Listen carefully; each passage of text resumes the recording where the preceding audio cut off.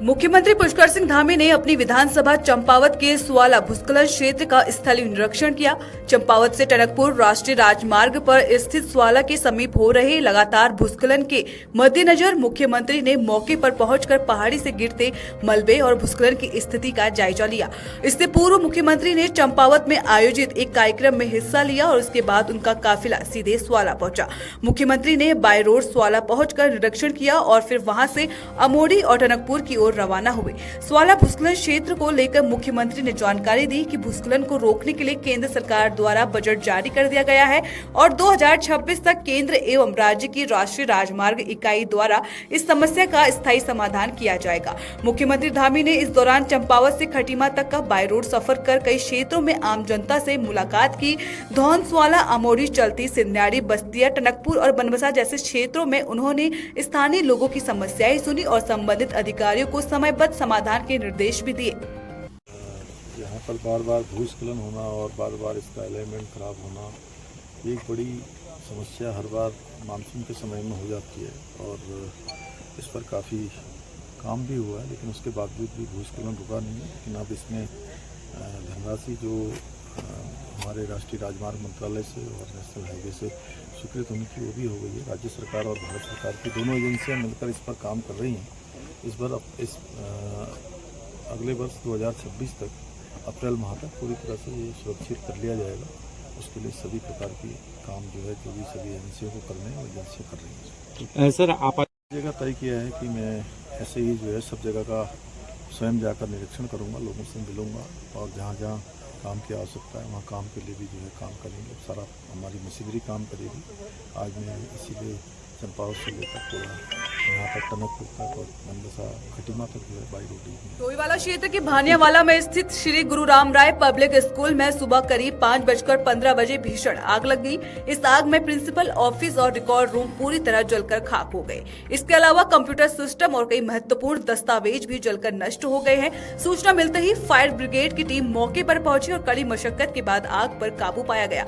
फिलहाल आग लगने के ठोस कारणों का पता नहीं चल पाया है, लेकिन प्रथम दृष्टया शॉर्ट सर्किट को आग लगने की संभावित वजह माना जा रहा है। छात्रों की सुरक्षा को ध्यान में रखते हुए स्कूल प्रशासन ने आज के लिए विद्यालय बंद रखने का निर्णय लिया है। गनीमत रही कि इस घटना में कोई हताहत नहीं हुआ है। तो स्पष्ट अभी कुछ पता नहीं है क्यों लगी, लेकिन सुबह लगभग 5:30 बजे मुझे सूचना मिली कि मतलब हमारे ऑफिस में अकाउंट ऑफिस और प्रिंसिपल ऑफिस में आग लग गई है।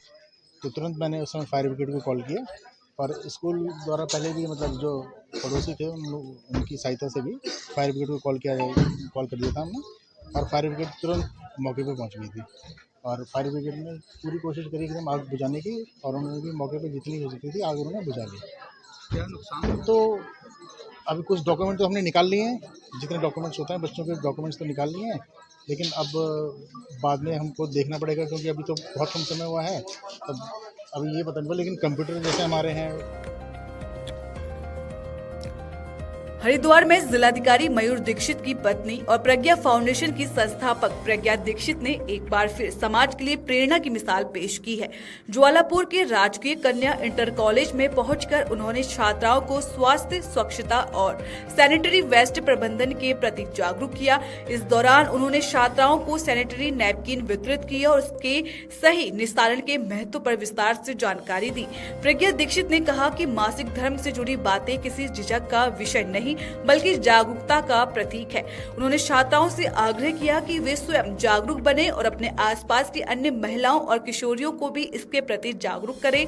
साथ ही उन्होंने संतुलित आहार, नियमित दिनचर्या और स्वच्छता को स्वस्थ जीवन की सबसे बड़ी पूंजी बताया। प्रज्ञा दीक्षित की यह पहल महिलाओं के स्वास्थ्य और सशक्तिकरण की दिशा में एक सार्थक कदम मानी जा रही है। मैं प्रज्ञा फाउंडेशन के नाम से एक एनजीओ चलाती हूँ। उसमें हम महिलाओं और बच्चों के हित में होने वाले कार्य करते हैं। देखते हुए कि आजकल वेस्ट बहुत फैला रहता है, शहर की साफ़ सफाई को ध्यान में रखते हुए मैंने मेंस्ट्रुअल वेस्ट मैनेजमेंट पे बच्चों को समझाया, साथ ही उन्हें माहवारी के बारे में भी जागरूक किया और अनीमिया के बारे में भी हमने बात की। तो बेसिकली हमारा ऑब्जेक्ट यही है कि जो मेंस्ट्रुअल वेस्ट है, जो कि रेड वेस्ट की श्रेणी में आता है, ये सेग्रीगेट हो और ये खुले में नहीं फेंके, ये इंसिनरेट हो, क्योंकि as per biomedical waste rules इसको इंसिनरेट ही करना है, तो उसके लिए सेग्रीगेशन ज़रूरी है। तो बच्चों को हमने कहा कि एक अच्छी हैबिट के तौर पे इनकलकेट करिए आप ये कि घर से ही जो मेंस्ट्रुअल वेस्ट है उसे अलग करिए। बच्चे तो बहुत पॉजिटिव हैं, बच्चे तो नई नई उनकी उम्र ही ऐसे है कि वो बात करना चाहते हैं, क्यूरियस हैं, दे वांट टू अंडरस्टैंड।